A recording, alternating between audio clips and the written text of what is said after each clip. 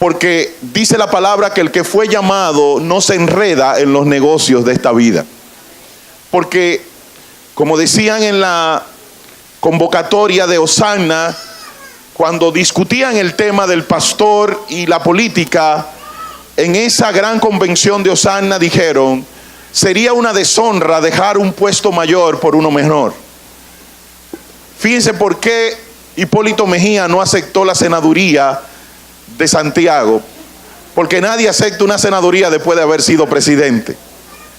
Él entendía que se rebajaba después de haber sido el presidente de la República tomando una senaduría, porque nadie deja un mayor puesto por un menor puesto.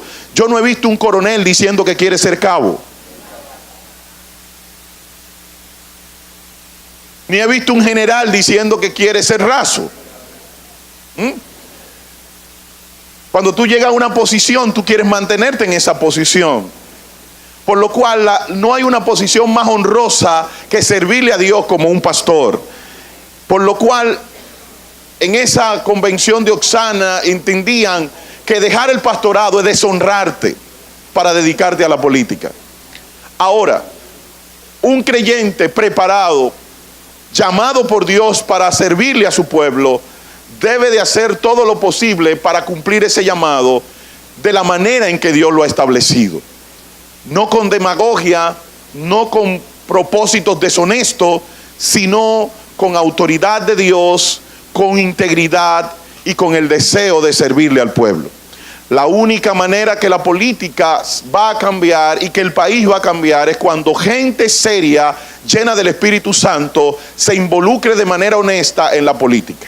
Ahora, ¿debemos nosotros los cristianos votar por un cristiano solamente por llamarse cristiano? Vamos a verlo a la palabra de Dios. Ustedes fueron muy rápidos al responder. Vamos a ver en la palabra de Dios cuáles son las características de un hombre por el cual debemos votar. Yo no voy a hablar de ningún personaje. Yo tengo mis preferencias. La hice pública hace 4 años. Ahora no sé. Y aunque tengo mi preferencia personal, nunca he votado por mi preferencia, porque sencillamente cuando estoy en la urna le pido a Dios que me dirija, y siempre he votado por el que gana, porque voto por el que Dios va a establecer.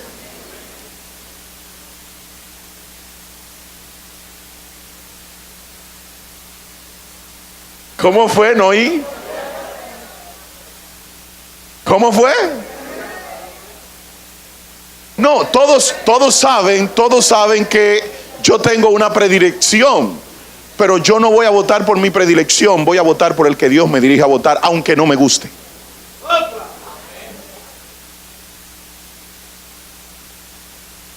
Pero vamos a ver cuáles son las características del hombre que Dios quiere establecer y del hombre que Dios quiere elegir. En un momento en que Moisés comenzaba a gobernar al pueblo de Israel, Moisés estaba en Madián, en la tierra de Jetro, y él, por una ayuda que le dio a las hijas de Jetro, Jetro le entregó a Séfora como esposa. Y Moisés tuvo 2 hijos con Séfora.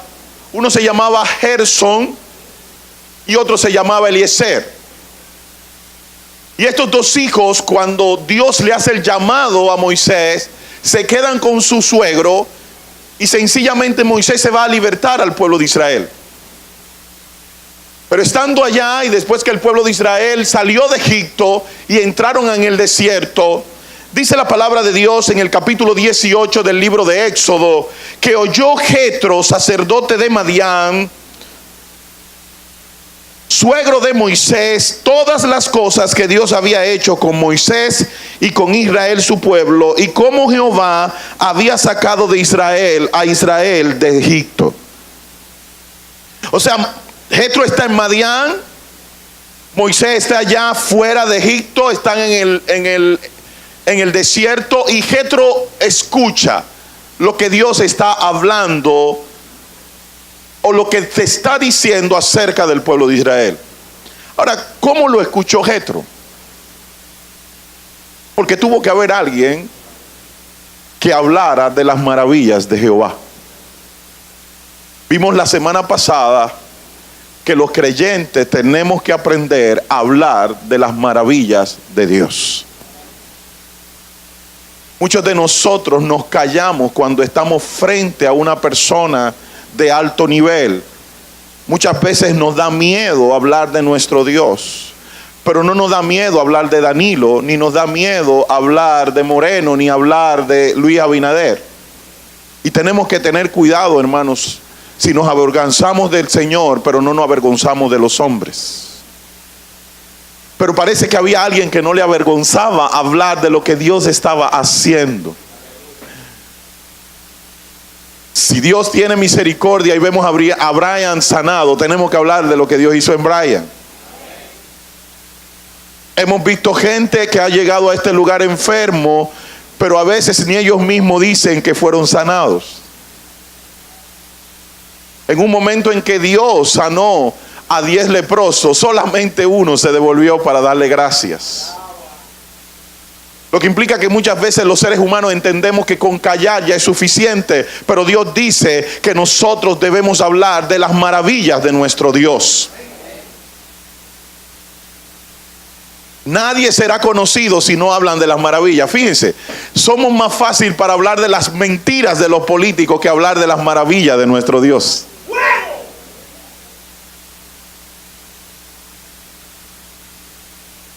Hay gente que sale a la calle a decir que fulano va a hacer, que el otro va a hacer, que el otro va a hacer, lo otro va a hacer y el otro va a hacer, y nunca hacen nada. Pero tú lo dices con tanta coherencia y con tanto orgullo, pero no eres capaz de decirle a la gente que tu Dios salva, que tu Dios sana, que tu Dios provee, que tu Dios es maravilloso y que ha hecho una gran obra en ti porque te sacó de las tinieblas a la luz admirable.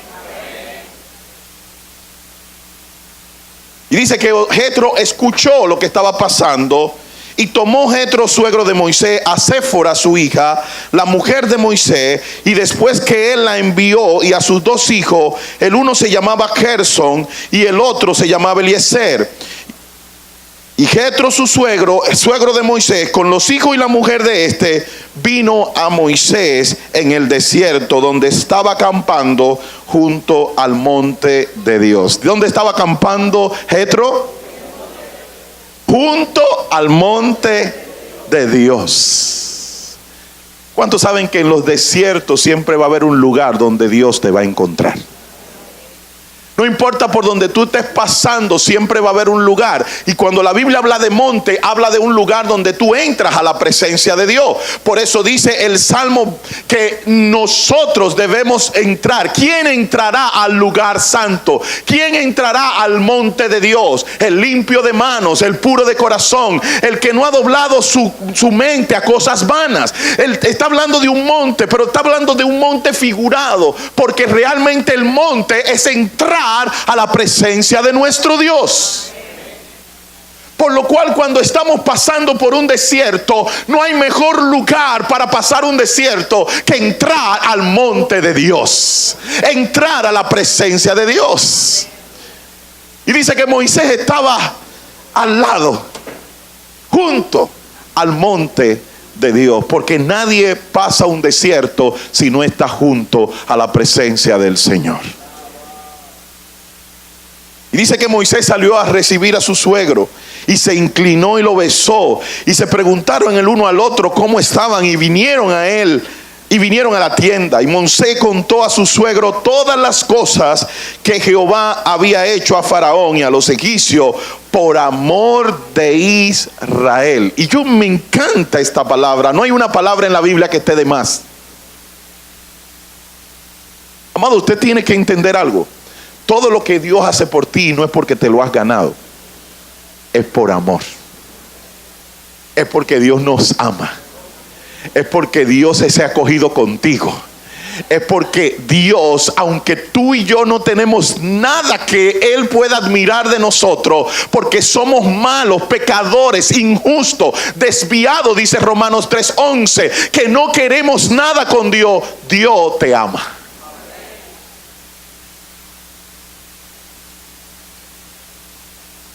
Dios te ama. Una persona se fue de la iglesia porque yo dije que Dios no está buscando nada de nosotros y que Dios nos ama. Porque sabe una cosa, el religioso necesita ganarse el amor de Dios. Y cuando alguien le dice que tú no necesitas hacer nada para ganarte el amor de Dios, el religioso se siente mal. Porque al religioso le gusta hacer cosas para ganarse las cosas.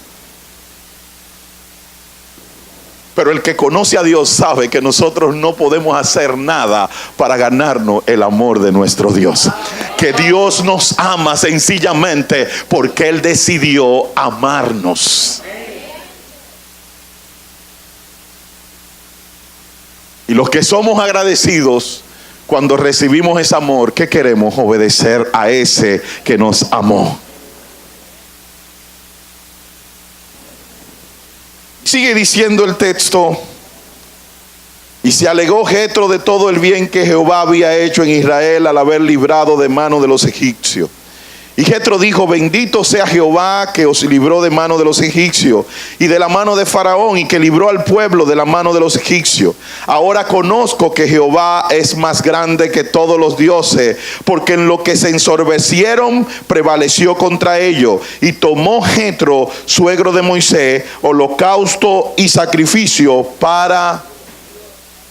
Mire, hermanos, si usted se pone a leer la Biblia desde Génesis hasta Apocalipsis, usted se va a dar cuenta de que cada vez que Dios hace un portento, una maravilla, la gente lo que hacía era adorarle.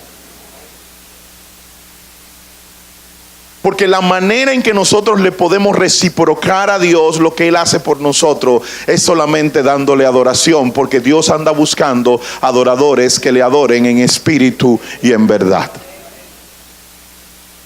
Y Dios quiere de ti y de mí que nosotros le adoremos. Y Jetro inmediatamente, como sacerdote, cuando ve la grandeza de Dios, mire, cuando usted ve que Dios es grande, que su Dios es fiel, que su Dios está con usted, lo único que a usted le queda es decir: Señor, gracias. Señor, te amo. Señor, tú sí eres lindo. Señor, y aquel tiempo la manera de decir esas cosas era sacrificando un cordero. Qué bueno que hoy no tenemos que sacrificar cordero, que nada más tenemos que abrir la boca y decir: Señor, te damos gracias, Señor, te amamos. Pero ¿cuánto lo hacemos? ¿Cuánto nos pasamos un mes orando para que Dios haga un milagro? Y desde que Dios hace el milagro nos olvidamos de Dios. Miren, no ha sido 2 o 3 las personas que Dios ha sanado en esta iglesia. Y sabe, la mayoría de la gente que Dios ha sanado no están aquí. Son los que no ha sanado Dios los que están.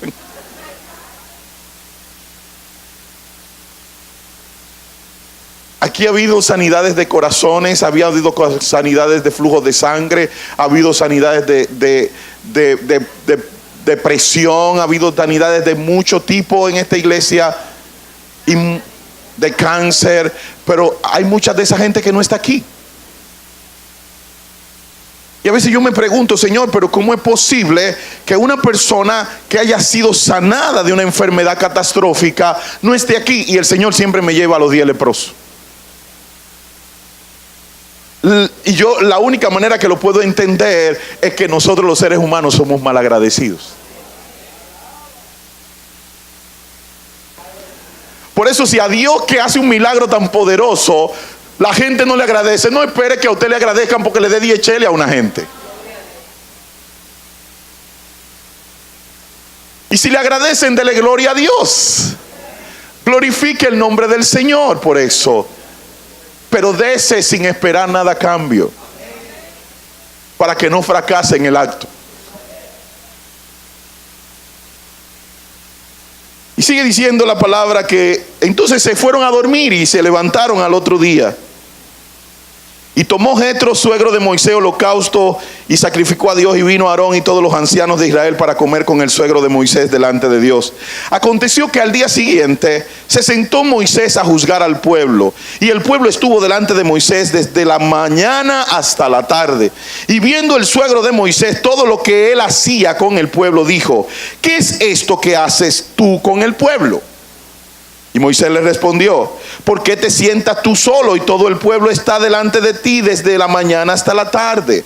Y Moisés respondió a su suegro: porque el pueblo viene a mí para consultar a Dios. ¿Sabes qué es una teocracia? Una teocracia es el gobierno de Dios, donde no hacemos nada sin que tomemos en cuenta a Dios, en donde nosotros no funcionamos si no es consultando a Dios. Miren, hermanos, nosotros tenemos que aprender que aún una camisa es algo que tenemos que consultarle a Dios. ¿Cuánta gente lo han matado porque lo han confundido con una ropa?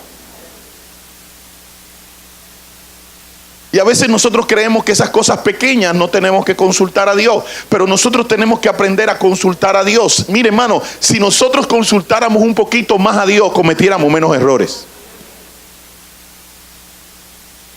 El pueblo de Dios no hacía nada sin irle a consultar a Dios. Iban por una guerra, le consultaban a Dios. Iban a comprar un lápiz, le consultaban a Dios. Iban a hacer una cosa, le consultaban a Dios. Voy a hacer mi casa, le consultaban a Dios. ¿Sabes por qué? Porque cuando tú estás conectado con el monte de Dios, tú no vas a hacer nada sin consultarle a Dios. ¿Por qué no podemos hacer nada sin consultarle a Dios? Porque dice la Biblia que engañoso es el corazón más que todas las cosas. ¿Quién lo conocerá? Y como el único que lo conoce es el que está allá arriba, ¿qué nosotros tenemos que hacer? Consultarlo para no equivocarnos. Y traigo una interrogación.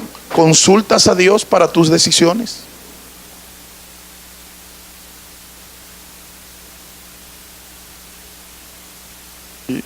Yo quiero que usted escuche esto que dice Proverbios capítulo 3.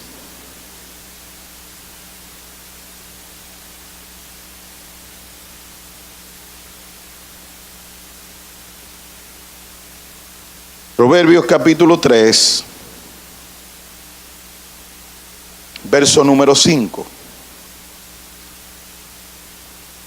Fíjate de Jehová de todo tu corazón y no te apoyes en tu propia prudencia. Reconócelo en todos tus caminos y Él enderezará tus veredas. No seas sabio en tu propia opinión. Teme a Jehová, porque será medicina a tu cuerpo y refrigerio a tus. La razón por la que nosotros no consultamos a Dios, ¿sabe por qué? Porque nos creemos sabios en nuestra propia opinión. ¿Y sabe cómo se llama eso? ¿Cómo se llama eso? Orgullo. Cuando yo me creo a alguien, yo voy a hacer lo que yo creo, porque yo creo que sé. ¿Y sabe qué pasa cuando la gente cree que sabe, que no sabe? Y por eso hay muchas personas que cometen muchos errores porque creen que saben y no son capaces de consultar. ¿Cuántas veces hemos tomado decisiones creyendo que tenemos la razón y nos salieron mal? Y usted está convencido, yo estoy convencido de que es como yo digo, es como yo digo y como yo digo. Y después cuando vamos a la realidad, no es como yo digo. Porque engañoso es. Entonces, como nuestro corazón es engañoso y como el orgullo está en nosotros y como nosotros no podemos equivocar, ¿qué mejor opción que nosotros consultarle a Dios a ver qué Él quiere? Pero para tú consultarle a Dios, tú tienes que tener la disposición de que Él te dirija tus caminos. Fíjense que Jesús no solamente consultó a Dios, sino estaba dispuesto a reconocerlo en todos sus caminos. Aquí dice que no solamente nos fiemos de Jehová, sino que lo reconozcamos. Hay una diferencia entre yo confiar en alguien y entre reconocer que Él dirija mi camino. Yo puedo confiar en ti, pero cuando tú me dices una cosa, sencillamente yo no hago lo que tú me dices. Yo creo, pero no te reconozco en mis caminos. Hay personas que vienen a la iglesia, le creen a la palabra, están supuestamente confiando en el Señor, pero a la hora de yo tomar decisiones, la Biblia dice una cosa y yo hago otra. ¿Sabes por qué? Porque tú estás confiando, pero no estás reconociendo. Fíjate que el texto dice claramente: fíjate de Jehová y no te apoyes en tu propia prudencia, reconócelo en todos tus caminos y entonces Él enderezará tus veredas. Cuando Jesús fue al Getsemaní, él le dijo al Señor: Señor, pasa de mí esta copa, pero que no se haga como yo quiero. ¿Cómo era que él quería? Él no quería ir a la cruz. Hay teólogos que dicen: no, Jesús quería ir a la cruz. No, Jesús no quería ir a la cruz. Él no quería pasar ese lío. Él quería que el Señor le buscara otra vuelta, pero él estaba dispuesto, a pesar de saber el sacrificio que era la cruz, él estaba dispuesto a pasar por ella para hacer la voluntad del Padre. Eso es reconocer a Dios en mis caminos, y no importando que lo que Dios me está mandando no me guste, no me agrade, yo lo voy a hacer. Porque la voluntad de Dios, aunque es agradable y perfecta, no siempre trae gozo y alegría. A veces es difícil. Seguimos en Éxodo capítulo 18.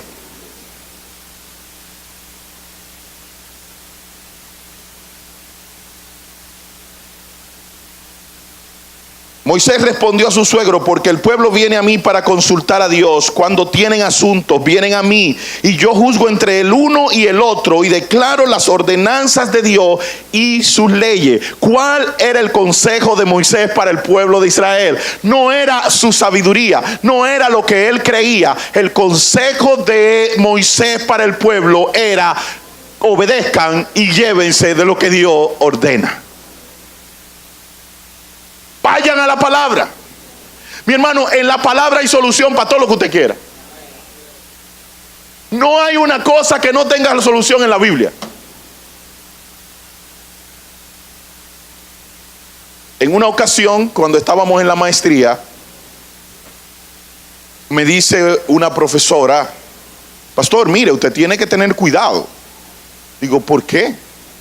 Digo, porque que yo me doy cuenta que cada vez que usted va a decir un argumento es con la Biblia. Y yo le dije: el problema es que es la Biblia el manual más perfecto para aconsejar a cualquiera, porque la Biblia fue hecho por el que hizo al hombre, y yo no creo en otra solución que no sea la Biblia. Hello.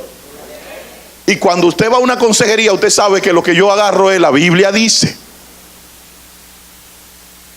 ¿Por qué? Porque este es el mejor consejero. Esta es la mejor sabiduría. Esta es la mejor guía. Cuando usted se lleva de esto, usted va a prosperar y todo le va a salir bien. Lo dice la palabra. Josué capítulo 1 verso 8: no se aparte de tu boca este libro de la ley, sino medita de día y noche en él, y haz conforme a como en él está escrito. Entonces harás prosperar tu camino y todo te saldrá bien. Cuando tú te dejas guiar por la palabra, ¿sabes qué va a pasar? Que todo te va a salir bien.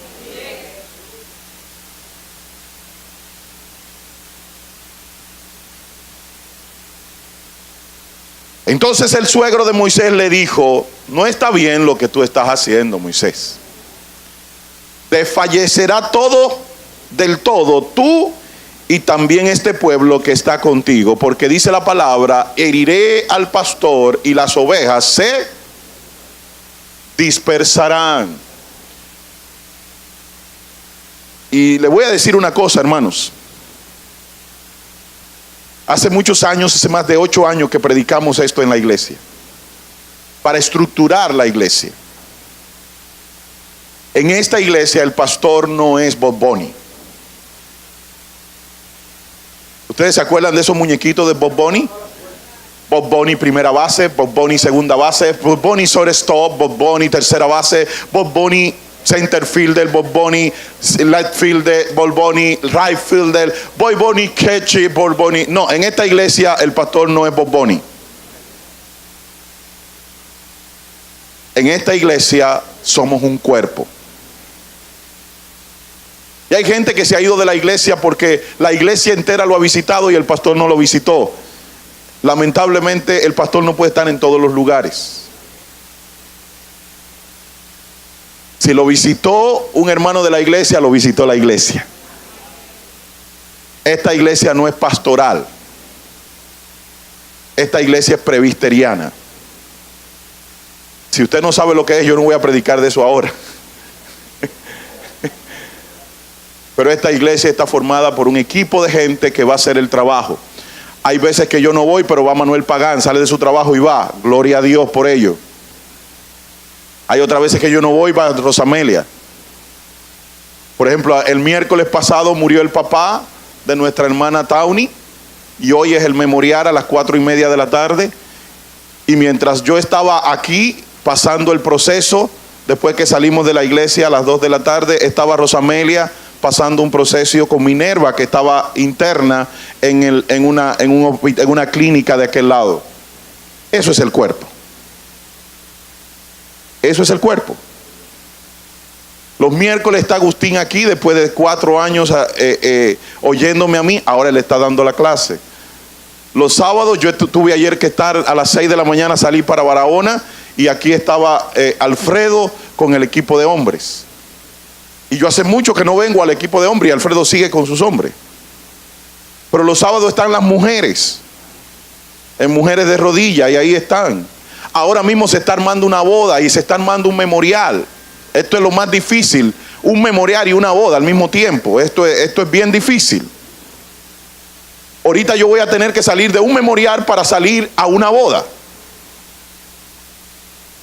Esa es la iglesia. Esa es la iglesia.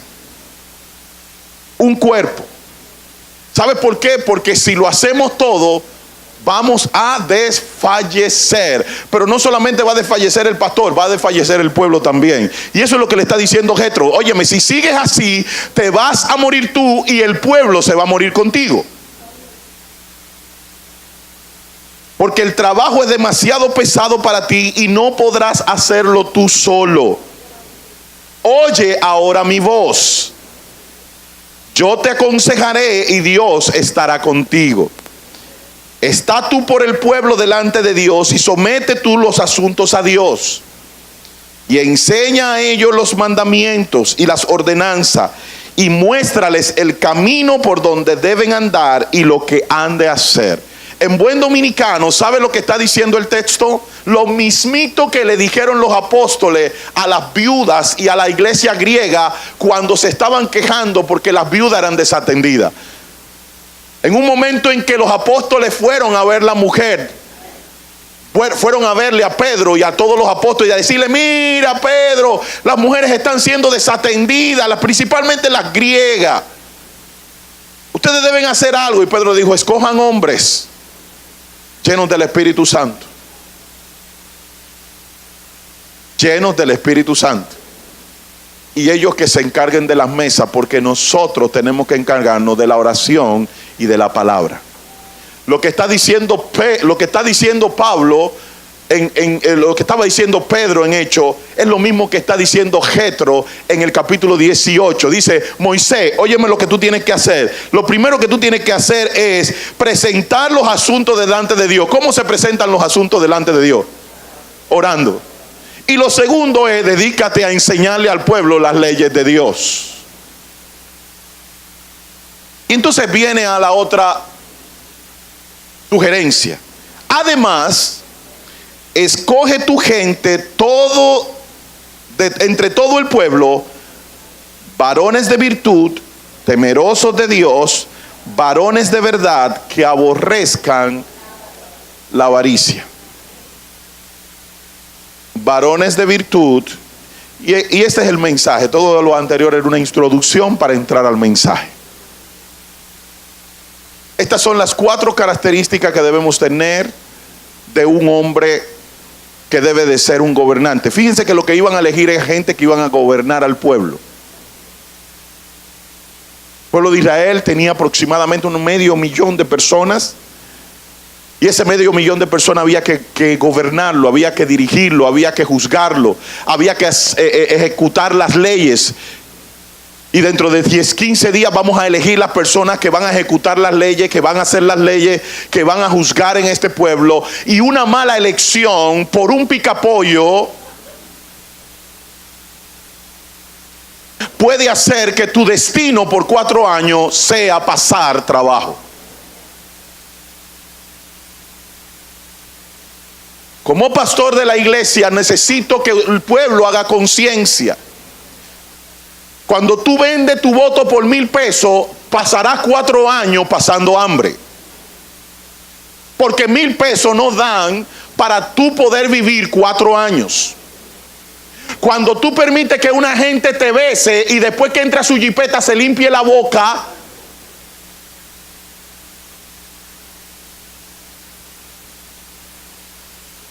todos los políticos tienen, ¿cómo que se llama la cosita que vende ahora?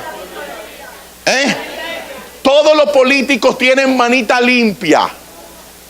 Y desde que entran a su jipeta, que están bien pimentadas de negro para que no se vea nada, cogen una servilleta, cogen manita limpia y se limpian las manos de esas chusmas. Porque así no manejan como chusmas. Lo primero es que nosotros tenemos que hacer conciencia que nuestro voto tiene un poder de elegir. Y la decisión que usted tome por nuestra nación no solamente repercutirá en favor de la nación, sino en favor de usted. Pero la mala decisión que usted tome con su voto también va a repercutir en una mala acción hacia su favor. Porque cuando pasamos hambre todo. Cuando hay delincuencia, la delincuencia no afecta a todos. Ayer nosotros veníamos, Rosamelia y yo, de Barahona, estábamos predicando a pastores, a parejas de pastores. Y cuando vinimos, salimos de allá a las 4 de la tarde, tuvimos que salir para otra iglesia a predicar. Y cuando estábamos en esa iglesia, lo más contento con el culto, la gloria de Dios la vimos allí, pues salimos y resulta que una persona que necesitaba el vidrio y los retrovisores del carro se lo cogió y se lo llevó. Pero también necesitaba el logo del vehículo, el Toyotica, parece que el carro de él lo necesitaba y también se lo llevó.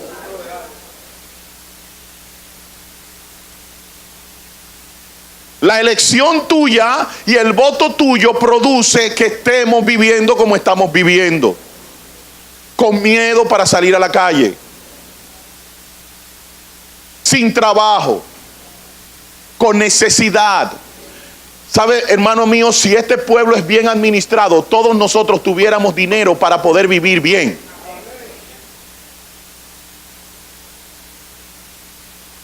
Ahora, ¿cuál es el problema? Que nosotros vivimos este país, pero no nos enteramos de lo que pasa en el país.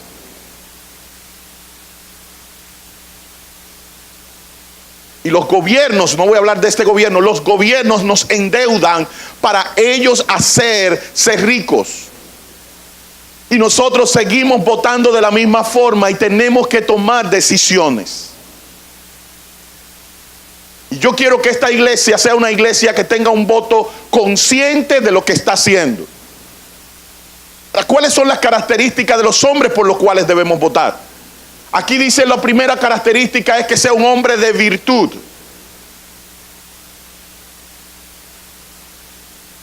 Y la palabra virtud es las características que adornan a una persona en lo moral, en lo intelectual. Son los atributos que puede tener una persona. Y hubo un grupo de filósofos que se reunió para ver cuáles eran las características que podía tener una persona virtuosa. Y ellos definieron, una persona virtuosa tiene que ser justa. Una persona virtuosa tiene que tener templanza. ¿Qué es templanza? Dominio propio. No puede ser una persona virtuosa una persona capaz de perder el control en un momento determinado. Una persona virtuosa tiene que ser una persona esforzada. Pero una persona virtuosa tiene que ser una persona preparada. Usted no puede echar voto por una persona que no ha estudiado política.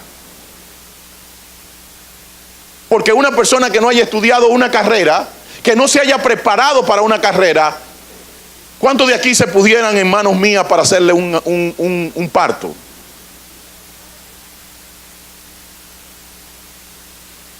Mañana me voy a postular como ginecólogo.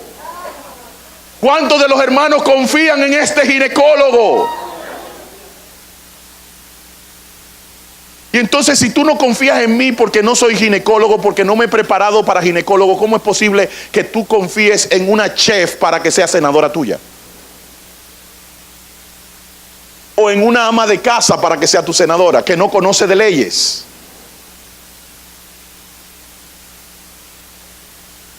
¿Nos estamos entendiendo? O en un pelotero, que lo que sabe es coger un bate y darle pelotazo a una pelota. Una persona que se crió conmigo, porque Raúl Mondesí se crió conmigo, corríamos juntos, él un niño, yo un joven ya, antes de él ser pelotero. San Cristóbal está vuelto un desastre, porque un pelotero no puede dirigir un ayuntamiento, porque no sabe de eso.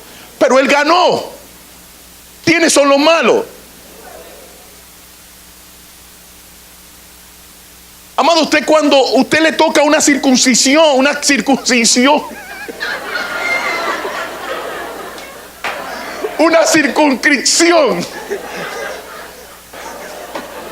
Santo Padre, es circuncidado a todos los padres.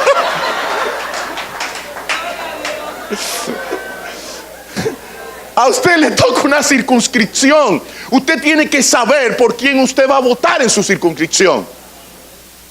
Usted no puede ir a un día de votación sin saber cuáles son sus diputados, cuáles son sus senadores. ¿Cómo usted va a votar por una gente que usted no sabe de dónde viene? ¿Cómo usted va a votar por una persona que tiene una acusación de corrupto? Amados míos, escúchenme porque esto es vital. Los votos que hay aquí pueden definir una diputación. Porque las diputaciones en las circunscripciones se definen por 300-400 votos. Entonces nosotros tenemos que saber lo que vamos a hacer el día que vayamos a votar. Usted no puede votar por una gente que no tenga virtud, que no tenga preparación, que no sea una persona que muestre justicia, que no sea una persona íntegra. ¿Cómo usted va a votar por una persona que tiene 3 queridas y usted lo sabe que tiene 3 queridas?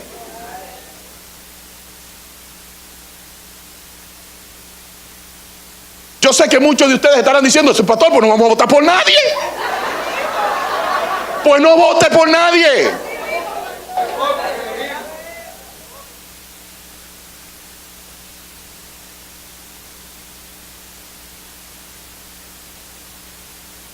Debemos elegir personas que tengan integridad. Porque, hermano, si nosotros elegimos una persona que es capaz de engañar su familia, ¿no lo va a engañar a usted?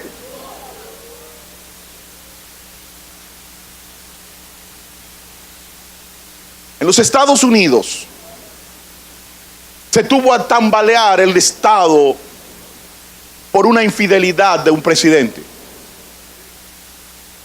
Pero a un presidente que se le encuentre una dificultad sexual pierde una elección de inmediato. Aquí, mientras más mujeres le encuentren, más fácil gana. ¿Sabe por qué? Porque sin darnos cuenta nosotros hemos hecho del pecado algo normal y nosotros no podemos ver el pecado como algo normal.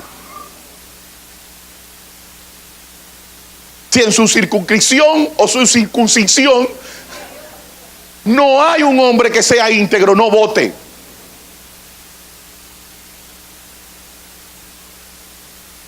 Si no hay opción, no vote, o vote por el mejorcito dentro de todos los malos.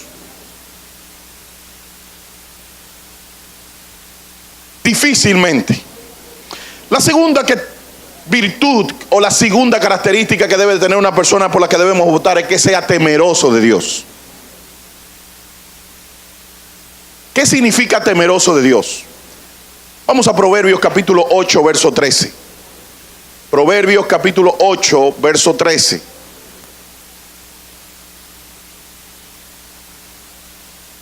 Dice, el temor de Jehová es que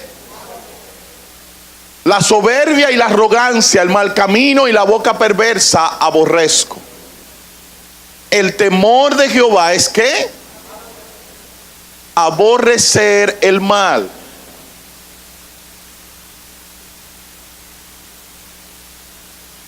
Miren, hermanos, una persona que nunca ha ido a su lugar y ahora está yendo, que cuando lo vea usted voltea la cara, es un soberbio. Una persona que usted está mirando haciendo lo incorrecto, una persona que haya dado su aprobación a la homosexualidad, es una persona que no aborrece el mal.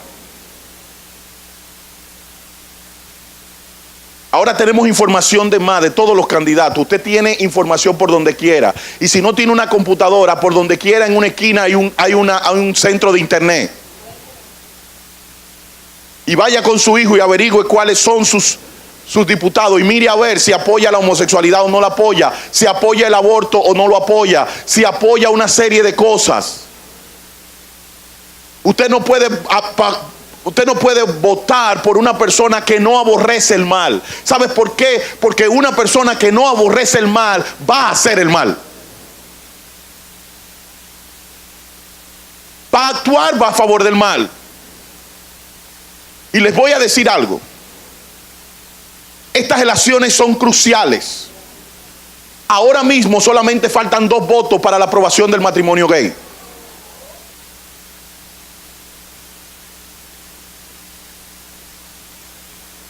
Dos votos solamente faltan. Y el embajador de los Estados Unidos está pagando para buscar esos 2 votos. Está apoyando a los que aprueban y está pagando para que entren otros que lo van a aprobar. Pero déjenme decirle algo más. Yo lo dije hace 2 años esto y lo vuelvo a repetir hoy. Después del matrimonio homosexual viene la despenalización de la pedofilia. Ya en los foros psiquiátricos se está hablando de que la pedofilia no es un problema para el niño. Cuando hablo de pedofilia es el abuso sexual a niños.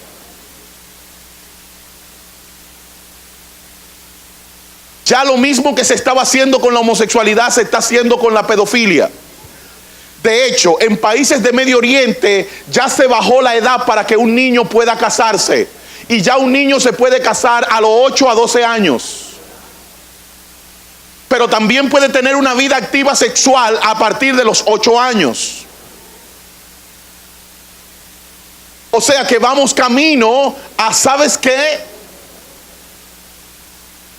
A que un hijo tuyo salga a la calle y encuentre un pedófilo y el pedófilo le dé un chocolate y le diga, te voy a dar un chocolate si te deja que yo te haga algo. Si el niño dice sí, el pedófilo ahí mismo lo puede resolver y no hay penalidad para esa persona porque el niño dijo sí. Para allá es que vamos, Y es tu voto lo que va a hacer la diferencia. ¿Nos estamos dando a entender, amados?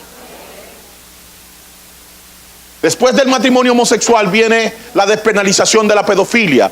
Y si nuestros congresistas son personas a favor del mal, sencillamente nuestros congresistas van a votar por todo eso que viene como cultura de los Estados Unidos.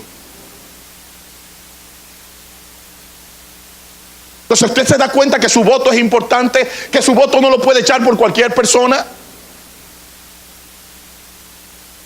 Tenemos que buscar personas que aborrezcan el mal, que no sean soberbios ni arrogantes, que no caminen en el mal camino y que no tengan una boca perversa.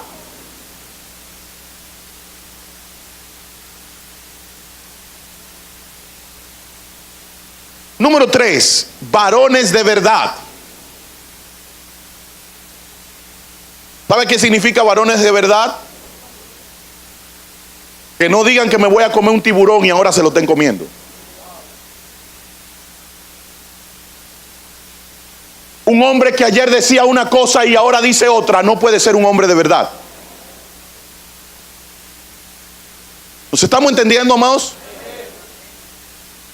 Un hombre que hoy una cosa sea de un color y mañana es de otro color cuando me conviene, no es un hombre de verdad. El hombre de verdad mantiene sus posiciones, habla correctamente y hace las cosas como deben ser.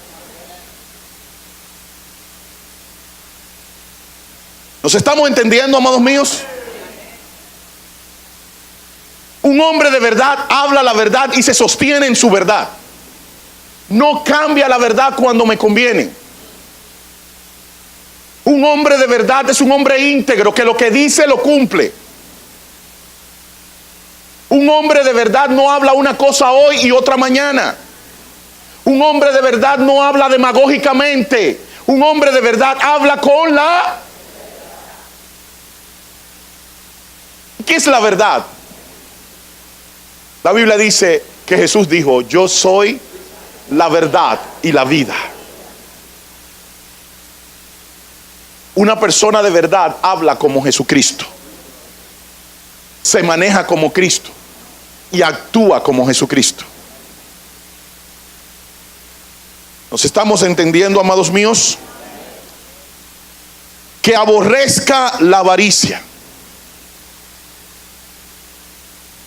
Hay un candidato que dice ser cristiano que me dijo estas palabras a mí: Pastor Sanford, yo tengo que morir rico. Y yo me pregunto, ¿para qué quiere entrar a la política? Para morir rico, porque la política es la mejor forma de yo hacerme rico. Y después que tú robas en la política, nadie te dice nada. Lo que pasa es que tienes que robar mucho, porque si roba poco, te metes para la cárcel. Una persona que me dice a mí, dice la palabra de Dios, que el que quiere hacerse rico cae en lazos del diablo. Yo no estoy hablando de que la riqueza es mala. Cuando Dios es que te da la riqueza, no porque tú la estás buscando con ansiedad. Cuando Dios te bendice, la bendición viene de Dios. Pero hay personas que se mueren si no se mueren ricos. Y esa persona me dijo a mí: yo no me muero pobre, yo me muero rico.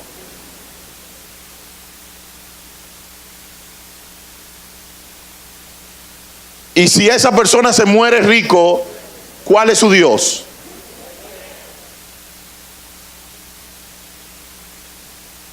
Entonces no porque yo sea cristiano, yo soy una opción para que tú votes por él. ¿Estamos claros, amados? Hombres que aborrezcan la avaricia. Fíjense que no dice que no sea avaricioso, porque toditos nosotros somos avariciosos. ¿Quién de nosotros no quisiera tener el carro que compró la hermana o el que compró Joel? Cualquiera lo quisiera tener. Entonces, a la larga, toditos nosotros tenemos un deseíto por tener lo que el otro tiene. Pero aquí no dice de ese deseíto que tenemos todos de tener lo que el otro tiene, si es bueno. Cuando usted ve una muchacha con una dama, ve otra dama con un vestido bonito, ¿qué dice? ¿Dónde tú lo compraste? Eso es avaricia. Porque tú quieres lo que el otro tiene. Ahora, cuando hablamos de aborrecer la avaricia, es aborrecer el deseo de tener lo que otro tiene de manera categórica. Hay personas que se mueren si no tienen lo que el otro tiene. Hay jóvenes que matan a su papá para que le compren lo que otro tiene. Y hasta que no le sacan a su papá lo que el otro tiene, no están tranquilos. Eso se llama ser una persona que no aborrece la avaricia.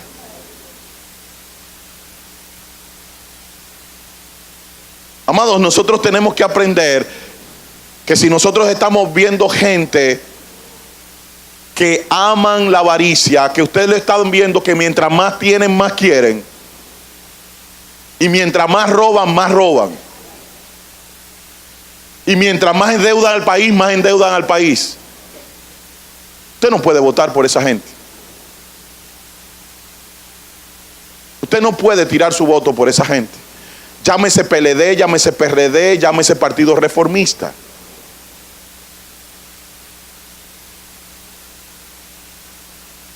Hay uno que va a votar por Balaguer. Va a ir a la tumba a echarle el voto. Y ustedes preguntarán, hermanos, entonces, ¿por quién vamos a votar? Porque, pastor, toditos están quemados.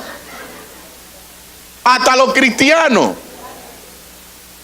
No, amados, hay personas con esas características dentro de los diferentes partidos. Dentro de los diferentes partidos hay personas con esas características. Ahora, ¿qué tenemos nosotros que hacer? Buscarlas. Buscarlas. Amados, no coja el voto como cualquier cosa. Usted tiene que entender que su voto tiene un valor. Su voto define a su país. Su voto tiene una gracia importante. Su voto es importante. Dígale al que está a su lado, mi voto es importante.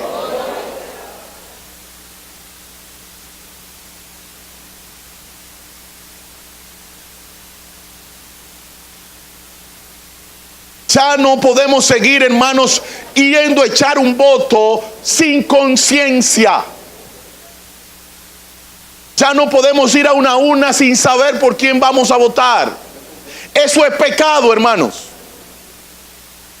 Eso es pecado, que usted vaya el 15 de mayo a una urna sin usted saber quiénes son los representantes que usted va a ponerle un voto encima.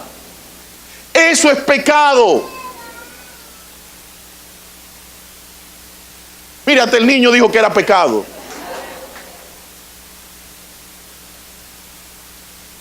Nosotros debemos ir a la urna con la conciencia de que usted va a votar. Ahora, ¿cómo podemos elegir? Romanos capítulo 13, y estoy terminando.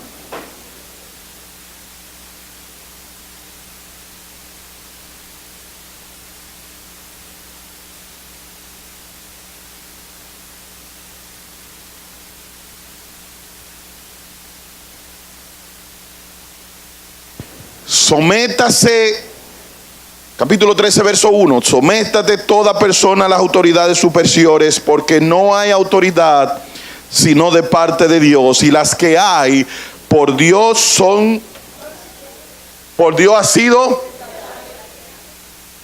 Fíjense que la cara de todos ustedes es, pastor, pues no vamos a votar por nadie.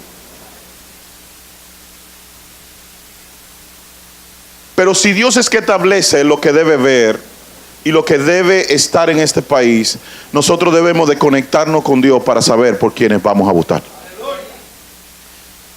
Y yo voy a hacer 3 sugerencias para que nosotros tomemos en cuenta a la hora de votar. La primera sugerencia es: busque cuáles son los candidatos de su circunscripción y vea el perfil de cada candidato. Busque personas preparadas, personas que tengan integridad, personas que hablen un discurso no demagógico.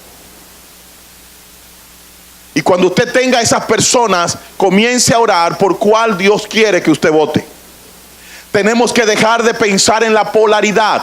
Aquí nosotros votamos porque por cuál partido va a ganar. Hermanos, si nosotros votamos por el partido que va a ganar, el chiquito nunca va a crecer. Y para que un chiquito llegue a ser grande, necesita votos. Lula da Silva, para llegar en Brasil, no llegó en una elección, llegó en 4 procesos eleccionarios y fue creciendo poco a poco y fue subiendo poco a poco hasta llegar a ser presidente del Brasil.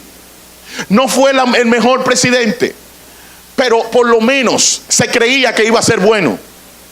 Hoy está acusado de muchas cosas, pero nosotros tenemos que entender que nosotros no podemos votar porque va a ganar Juan o va a ganar Pedro. Nosotros tenemos que tener un voto por el que nosotros entendemos que es correcto, para que nosotros votemos con conciencia. Nosotros no podemos votar porque me conviene. Mire, voy a hacer una confesión muy clara. A mí me mandó a buscar Luis Abinader porque la esposa de Luis Abinader es prima hermana de Rosamelia. Y cuando yo fui a ver a Abinader, yo le dije claramente a Abinader, yo pudiera pegarme, me hubiese podido pegar ahí, porque yo hubiese podido ser el jefe de relaciones religiosas del gobierno de Abinader.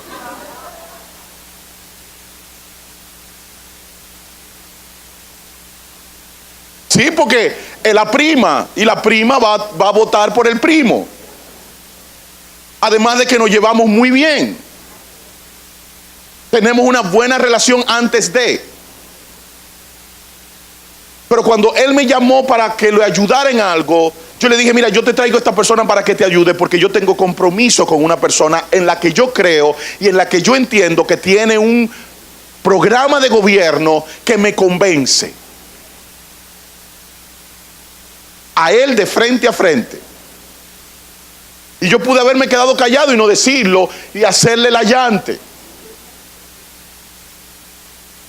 Pero yo estuve en una reunión con Danilo Medina hace 4 años, en donde me llevaron engañado. Y Danilo no era presidente, era candidato. Y lo tuve tú a tú. Yo pude haberme sentado con él y haber negociado con él. Esta iglesia es una de las iglesias más grandes de la zona oriental. Por aquí no ha pasado ningún político, pero han venido varios diputados y nadie se ha dado cuenta. Porque aquí un diputado es un miembro más. Es una persona visitante igual que cualquier otro. Porque ese púlpito es sagrado y no lo va a coger ningún político.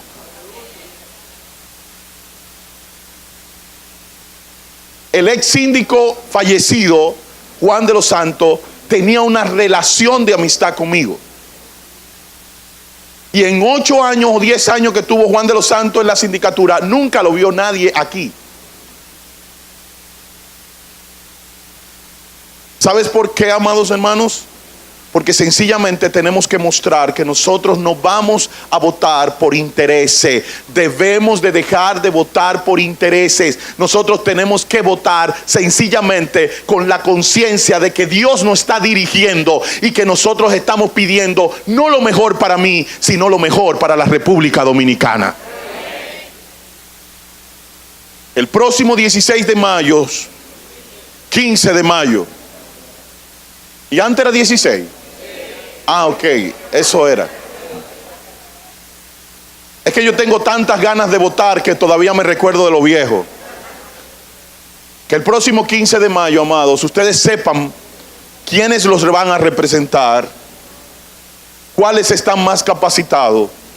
Y por último, oren para que Dios les dirija a ustedes lanzar su voto. Como le dije ahorita, nunca he votado por una persona que Dios no me haya dirigido. Y se supone que si Dios es el que me dirige, la persona tiene que ganar, ¿correcto? Porque Dios no te va a mandar a votar por uno que va a perder.